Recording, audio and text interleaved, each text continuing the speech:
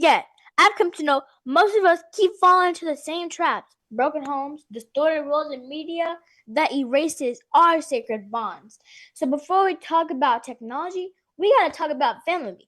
Because I've been taught that family is the first classroom where worldview is shaped, along with language and values that are also passed down. But when family is fractured by media or by trauma, consciousness becomes vulnerable, and that vulnerability gets taken advantage of. Sometimes I think we need a new standard rooted in African wholeness. Do we need a new standard going forward, one that protects the African line? Yeah, I think that's a great question, and she's right. Families do become. Let's be honest. The Black family has been fractured since we got over here. There's a lot of people that have, podcasts, and they keep talking about this stat.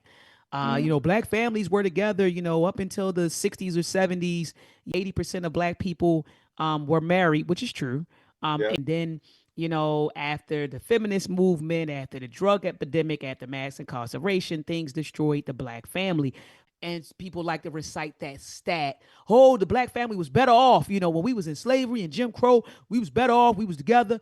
It was a lot of stuff happening. So I just don't like when people romanticize, the Black family in enslavement and Jim Crow. I absolutely agree that we need a new standard and a new definition, but we don't have to reinvent the wheel.